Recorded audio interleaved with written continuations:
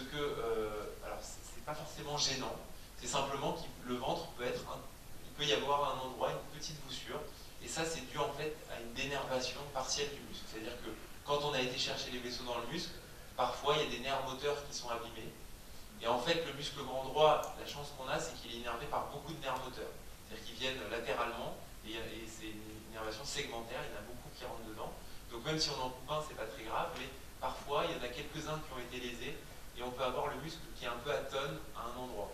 Et donc il va donner une petite voussure. En pratique, franchement, les patientes, enfin, déjà, d'une, c'est rare, et deuxièmement, elles vivent très bien avec. Hein. On n'a pas eu de dépression ou de troubles suicidaires suite à ça. Ça fait partie des petits soucis. Des petits soucis qu'on peut avoir. Bien sûr, encore une fois, de toute façon, avec tout, il y a des complications. Mais c'est vrai que le savoir, ça aide aussi à les gérer et à les accepter si jamais il y a quelque chose qui se passe. Oui. J'aurais voulu vous demander, si j'ai bien tout compris, pour prendre le lambeau, donc c'est juste en dessous du nombril, c'est bien ça? C'est ça. C'est bien ça. C'est en dessous du nombril. Bah, ça passe juste au-dessus du nombril. Au-dessus? Au-dessus. En fait, c'est en dessous du nombril, mais l'incision passe juste au-dessus du nombril et en bas. C'est une ellipse. On ne peut pas prendre ailleurs? Ah si, on peut prendre ailleurs. Ah, d'accord. Oui, donc c'est pas forcément ici. Alors, pour le diep, c'est forcément ici. Ah, le diep, oui. J'ai pas tout compris.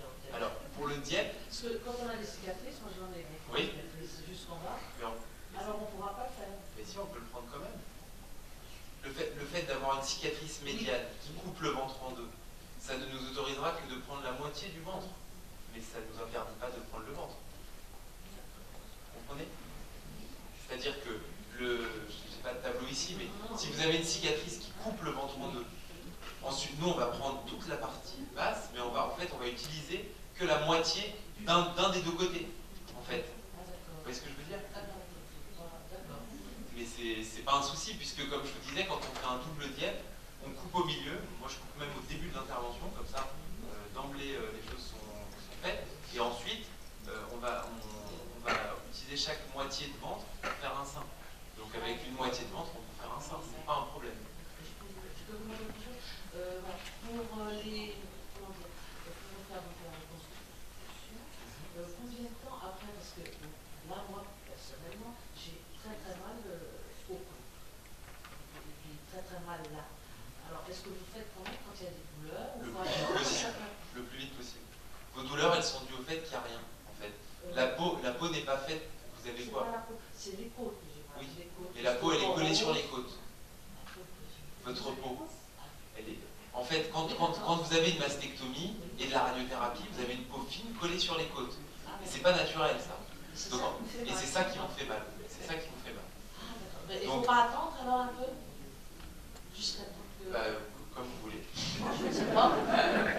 En fait, c'est pas dû aux médicaments, c'est pas dû à des choses comme ça. La douleur, en fait, quand on a une peau qui est atrophiée et qui est collée aux côtes, c'est antiphysiologique.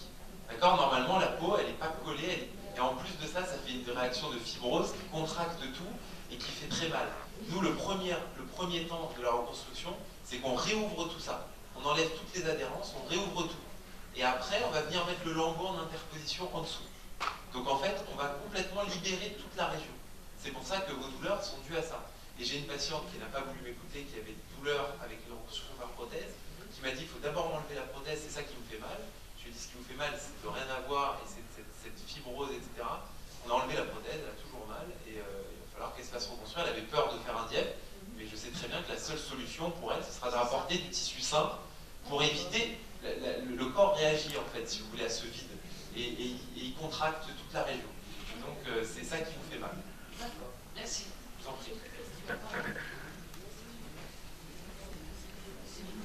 Ça me fait un peu penser aux séances qu'on fait justement avec l'association à l'hôpital, mais où je dois toujours repartir au bloc. Donc là, on a un peu plus de temps.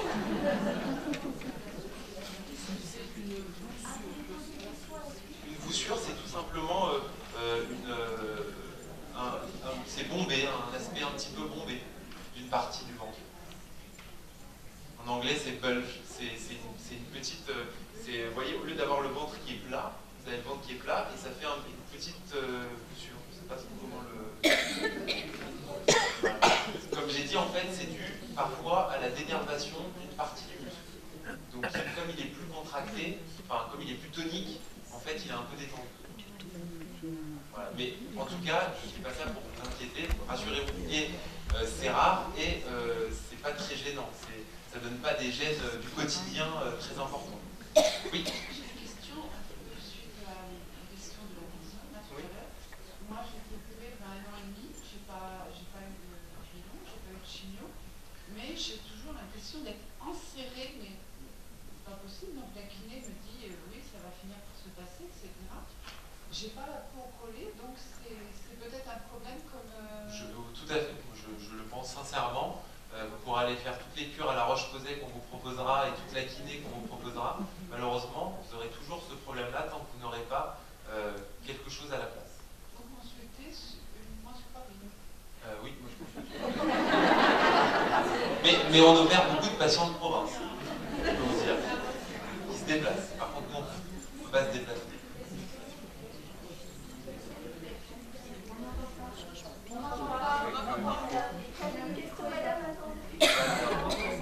Juste après, on vous passe le micro. Allez-y, je vous en prie.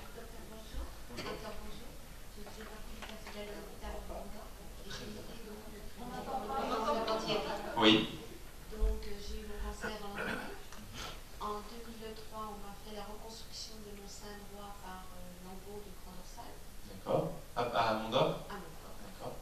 À ce jour, puisque j'ai le grand dorsal ainsi que porte ma prothèse sur mon sein droit, on m'avait conseillé d'enlever ma prothèse au bout de 10 ans. Donc maintenant, je vais dans la 12e année. D'accord. À ce jour, à ma dernière mammographie, je n'ai pas d'incidence, je n'ai pas d'épanchement au niveau de ma prothèse. Je voulais vous demander si c'était vraiment obligatoire. Alors, absolument pas. On conseille à partir de 10 ans de réfléchir à changer la prothèse ou à se faire opérer. Ce n'est pas une autodestruction programmée. Il y a des patients qui gardent leur prothèse plus longtemps. Ce qui est important, c'est premièrement d'avoir des contrôles réguliers, cliniques d'abord, ça c'est le plus important avec votre chirurgien. Il faut tous les 3 ans. Qui est le coffre maintenant dans le service. D'accord, très bien. Donc vous allez le revoir de temps en temps, voilà, pour contrôler les choses, pour lui demander son avis et les examens, notamment l'échographie, qui va dire si jamais il y a des signes de rupture, des choses comme ça. Après, bien sûr, il y a des limites qui sont à cette façon de faire.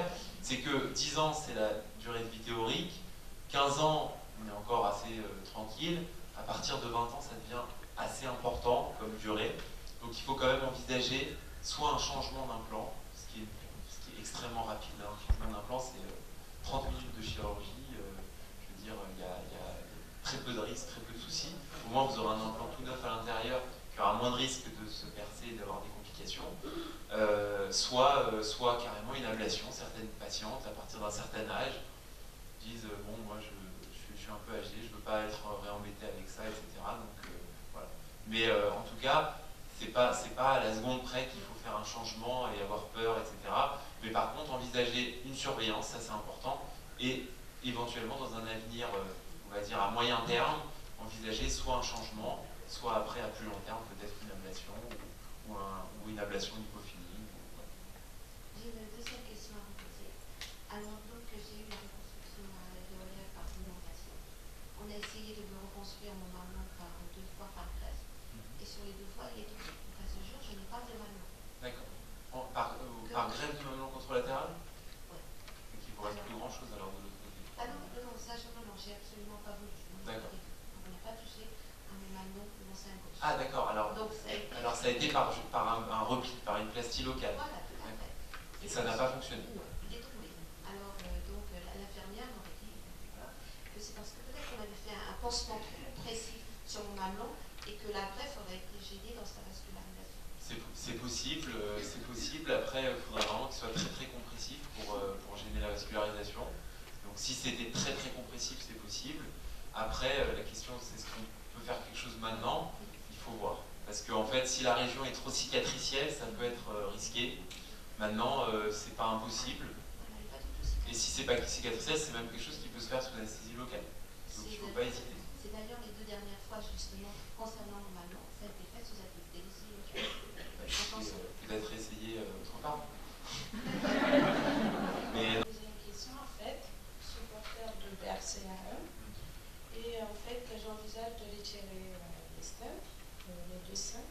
Mais je ne sais pas en fait, jusqu'à aujourd'hui, qu'est-ce qu'il fallait faire. Donc je t'ai perdu, mais aujourd'hui, comme vous l'avez expliqué, les diètes, je suis tentée pour faire ça.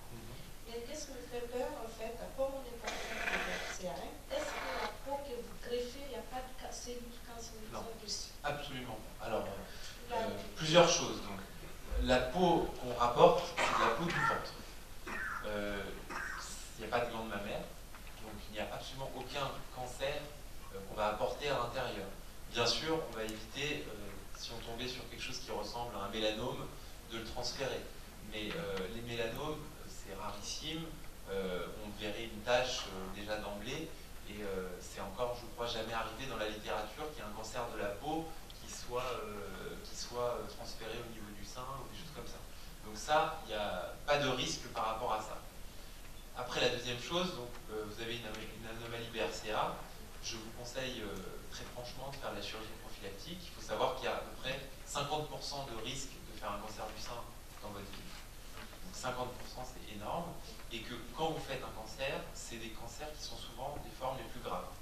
Donc, quand on voit des formes très graves de cancer, souvent, voilà. Donc c'est souvent des formes qu'on voit chez les patients jeunes. Et voilà. Donc ça, c'est la deuxième chose, et ça, c'est sûr que c'est quelque chose qu'il faut envisager. Et la troisième chose, c'est de savoir qu'est-ce que vous envisageriez comme reconstruction. Et là, bien sûr, toutes les reconstructions qui sont sans prothèse vont être celles qui vont vous donner le plus de tranquillité pendant toute votre vie. Donc c'est vrai que chez les patients jeunes, c'est un argument supplémentaire pour faire des reconstructions, et notamment BRCA, sans prothèse, parce que vous allez garder très très très longtemps. Donc si vous avez des problèmes avec votre prothèse, c'est des problèmes que vous allez avoir pendant des dizaines et des dizaines et des dizaines d'années. Donc ça, c'est la deuxième chose. Après, la dernière chose, est-ce que c'est un double diète, est-ce que c'est un PAP, ou est-ce que c'est autre chose? Ça dépendra de votre morphologie et de vos critères.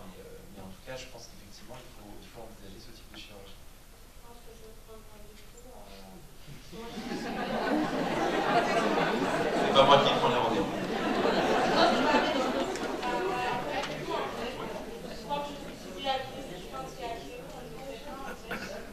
Alors, je ne parlerai pas de Curie, mais ils en font un petit peu, je pense, depuis quelques temps, mais je ne me prononcerai pas. Voilà. Tout ça dépend chez qui. On n'a pas forcément, on a des retours très partagés, et voilà, on ne partage pas forcément la. Alors, l'Institut du sein, si vous parlez de ça, ils en font pas. Voilà. Exactement. On travaille avec eux. Oui.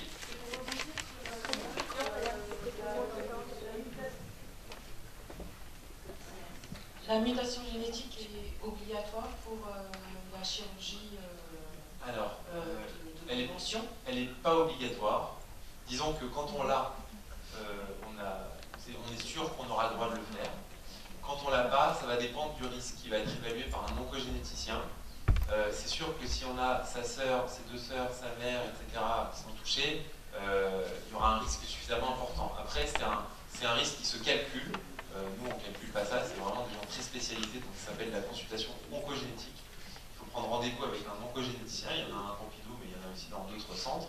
Et lui va faire, en fonction de votre arbre généalogique et de votre risque personnel, un calcul. Il va vous dire, vous avez 50% de risque, vous en avez 10, vous en avez 20, etc. Si votre risque se rapproche de celui de la population générale, vous ne serez pas éligible. Et il faut savoir quand même que nous, on ne peut pas vous opérer juste parce que vous le souhaitez. Parce qu'après, vous pourriez nous le reprocher.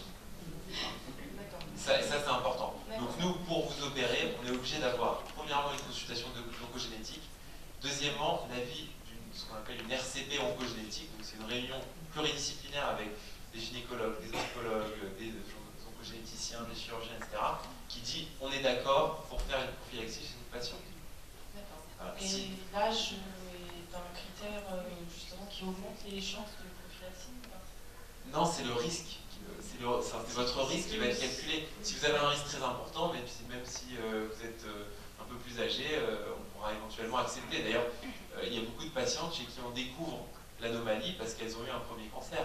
Donc elles ont un cancer à 45 ans ou à 50 ans. Et puis ensuite, on va faire traiter le premier cancer et dans le deuxième temps, enlever l'autre sein, etc. Donc l'âge, ça rentre en ligne de compte un petit peu, mais le plus important, c'est le risque familial, quoi. C'est-à-dire que si vous n'avez pas le gène, il faut voir combien de personnes sont touchées, est-ce qu'elles étaient jeunes surtout. Alors l'âge des gens qui ont été touchés, oui. C'est-à-dire que si vous avez une sœur et une mère qui ont été touchées à l'âge de 55 ans ou 60 ans, ça peut être un gros manque de chance. En revanche, s'il y en a une qui a été touchée à 28 ans et l'autre à 32 ans, là c'est évident que vous allez être éligible. D'accord? Donc c'est effectivement l'âge des gens qui ont été malades rentre en ligne de compte, mais pas forcément l'âge de la personne qui souhaite la prophylaxie. D'accord, ok.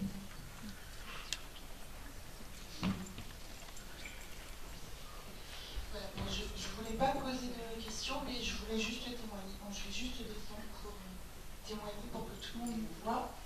Voilà, je l'avais promis à l'association Dieppe. Comme ça, voilà, je vois tout le monde. Je suis une femme Dieppe et un cas particulier, parce que je suis aussi cadre de santé, cadre infirmier. Donc, je suis partie du métier paramédical. Donc personne à risque. Hein. Nous, quand on opère une infirmière ou un médecin, on sait qu'il a plus de risques de se compliquer que les autres. Donc un tantinet exigeant. C'est-à-dire que voilà, quand on va voir professeur Anthony, on sait déjà ce qu'on veut et surtout ce qu'on ne veut pas. Ma mamectomie en 2012, ensuite chimiothérapie, radiothérapie. J'essaie de témoigner autour de moi. En tout cas, moi j'ai eu besoin d'un temps de réflexion pour choisir déjà ce que je ne voulais pas et ce que je souhaitais. Je suis allée voir professeur Baudy à Tours, puisque j'étais opérée au CHU Bretonneau à Tours, qui m'a conseillé d'aller voir l'Anthierry à Paris, parce que déjà, les techniques du Dieppe m'interpellaient et m'intéressaient. Je ne voulais pas le tram, je ne voulais pas le trap, et je voulais surtout pas qu'on touche à l'autre sein, parce que je le trouvais plastique. Je voudrais juste rajouter quelque chose. Le tram, c'est une technique qui ne devrait plus être faite. Hein.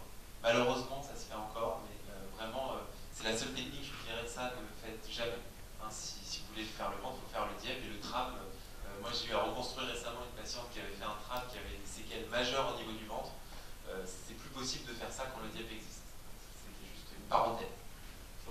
Voilà, donc chirurgie en fin novembre 2014. Voilà. Reconstruction de l'aréole, ce qu'on appelle le PAM, la reconstruction mamelon et aréole en avril 2015. Aucune séquelle post-opératoire. Tout va bien. Je voulais témoigner, je suis dans la satisfaction jubilatoire. Voilà. C'est-à-dire après, c'est vrai que, et je sais qu'il y a ici dans cette assistance des femmes qui se posent la question Dieppe, pas Dieppe, reconstruction, pas reconstruction. J'en ai tellement chié pendant mon parcours cancéreux, ça a tellement été douloureux, j'ai pas envie de recommencer, je ne veux pas remonter sur la table opératoire, la chirurgie, ça suffit, j'en ai marre, je reste comme ça, et je reste avec mon image quand je regarde dans la glace le matin, et je suis avec. Voilà. Et ben moi je veux témoigner aujourd'hui que le possible est possible. Voilà. Le Dieppe est une chirurgie haute technique pour moi. Donc il faut choisir son chirurgien. Il faut que vous ayez confiance en chirurgien. Il faut que vous preniez un temps de réflexion. Si vous ne le sentez pas avec lui, eh ben, il faut aller en voir un autre. Mais en tout cas, à ce jour, je vis la plénitude de la résilience avec mon intime féminin. Je voulais vous dire, c'est important, je sais que c'est important pour vous. Après le Dieppe, il y a un temps chaud, hein. Le post-opératoire. Alors moi, j'ai pas eu la chance d'avoir la sonde, c'était il y a un an, voilà, je n'ai pas eu. Moi, j'ai eu mes 48 heures à jeun, j'ai eu mon Doppler toutes les heures, pendant 48 heures. On le fait encore. Donc, voilà, donc mais il y a juste pendant 2 jours, on ne dort pas, voilà, c'est sûr. Voilà. Mais après, le résultat est tellement magnifique, voilà, sur plusieurs plans. Alors, sur un plan qui n'a pas été évoqué ici, mais qui me semble important, sur le plan du toucher. C'est-à-dire quand vous touchez le sein reconstruit, il ressemble au toucher de l'autre sein. Voilà. Et surtout, c'est une reconstruction de soi par soi. Une appartenance, voilà, le docteur Luttinger parlait d'appartenance, on est vraiment là-dedans.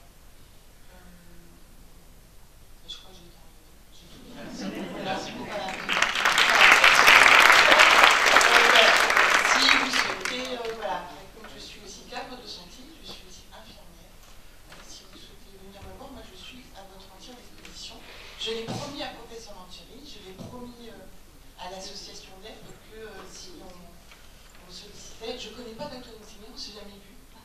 Mais voilà, j'avais promis que je témoignerais et que je serais à votre écoute si vous avez besoin de témoigner. Voilà. Merci beaucoup. C'est effectivement un témoignage très très intéressant parce que on a parlé de complications, on a parlé de beaucoup de choses qui font peur, on a parlé du curé de chirurgie, on a parlé de beaucoup de choses, mais je peux vous